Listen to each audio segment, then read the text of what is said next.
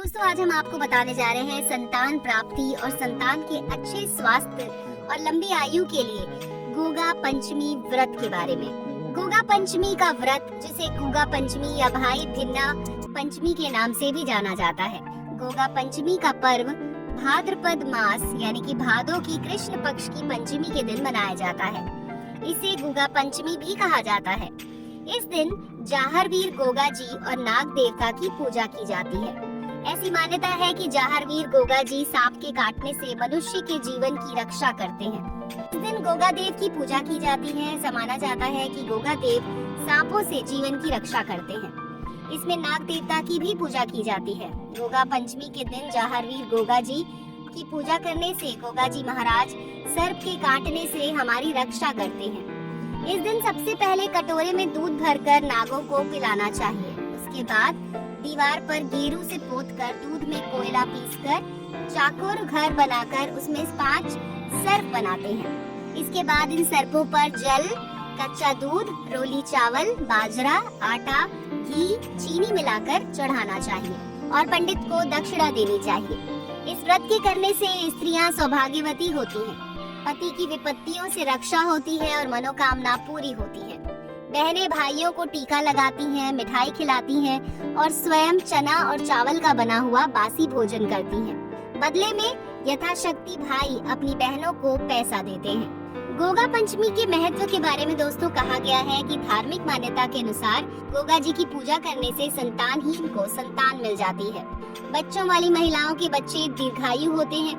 गोगा जी उनके बालकों के जीवन की रक्षा करते हैं। इसीलिए माताएं अपने बच्चों के अच्छे स्वास्थ्य और लंबी आयु की कामना के साथ गोगा जी की पूजा अर्चना करती हैं। भाई भिन्ना का व्रत बहुत ही शुभ फल देने वाला है।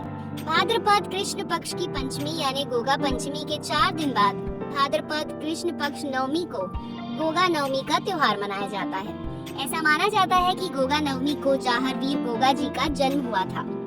जाहरवीर गोगा जी को राजस्थान का लोक देवता माना जाता है। इनको जाहरवीर गोगराणा के नाम से भी जानते हैं। लोक मान्यता के अनुसार सांपों के देवता का रूप मानकर गोगा जी की पूजा की जाती है। इनके भक्त इन्हें गोगा जी, गुगावीर, जाहरवीर, राजा मंडलिक एवं जाहरपीर जैसे अलग अलग नामों से पुकारते हैं। महापुरुष गोगा जी गुरु गोरक्षनाथ के शिष्य थे। प्रचलित लोक कथा के अनुसार गोगा जी का जन्म श्री गुरु गोरखनाथ के वरदान से हुआ था। चौहान वंश के राजपूत राजा जेवर सिंह जी और उनकी पत्नी बाछल देवी के कोई संतान नहीं थी। बाछल देवी ने संतान प्राप्ति के लिए गोगा मेड़ी के टीले पर गुरु गोरखनाथ की तपस्या की थी। तब गुरु गोरखनाथ ने उन्हें अभिमंत्रित करके गुगल नाम का फल प्रसाद के रूप में दिया और पुत्र प्राप्ति का आशीर्वाद भी दिया। उस प्रसाद के फल को खाने के प्रभाव से बाछल देवी गर्भवती हुई और उन्होंने गोगा जी को जन्म दिया। उस गुगल नाम के फल का उनका नाम गोगा जी पड़ा। जहाँ पर बाछल देवी ने तपस्या की थी वो गोगा मेड़ी राजस्थान के हनुमानगढ़ जिले में है। वहाँ भाद्रपद माह की कृष्ण पक्ष की पंचमी और नवमी को गोगा जी का मेला भरता है। गोगा जी की पूजा हर संप्रदाय और धर्म के लोग करते हैं। गुजरात के रबारी लोग गोगा जी को गोगा महाराज के नाम से पुकारते हैं, तो मुस्लिम धर्म के लोग इन्हें जाहरपीर कहते हैं। दत्तखेड़ा ददरेवा गांव गोगा जी का जन्म स्थान है। ये राजस्थान के चूरू में स्थित है। यहाँ पर हिंदू, मुस्लिम, सिख सभी धर्म और संप्रदाय के लोग श्रद्धा से माथा टेकते हैं। आज भी गोगा जी की जन्मस्थली पर उनके घोड़े का अस्तबल है और उस अस्तबल में उनके घोड़े की रकाब आज भी सुरक्षित है। गोगा जी के जन्म स्थान पर गोगा जी का मंदिर है और गुरु गोरक्षनाथ का आश्रम भी है। भक्त सर्पदंश के निवारण के लिए आज भी गोगा जी की पूजा करते हैं। लोग सांप की आकृति गोगा जी का प्रतीक मानकर लकड़ी या पत्थर पर उकेरते हैं।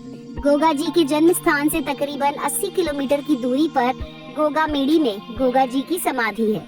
ये बहुत ही पवित्र स्थल है। यहाँ पर एक हिंदू पुजारी और एक मुस्लिम पुजारी उपस्थित रहता है। ये सांप्रदायिक सद्भाव का अनोखा प्रतीक है। गोगा मेड़ी में श्रावण पूर्णिमा से भाद्रपद पूर्णिमा तक मेला लगता है। मेले में दूर दूर से भक्त जाहरवीर गोगा जी की समाधि पर आते हैं। उनके जयकारों से पूरी जगह गुंजायमान रहती है। भक्तजन गोरख टीला पर स्थित गुरु गोरक्षनाथ के धूने पर सिर झुकाकर मन्नत मांगते हैं।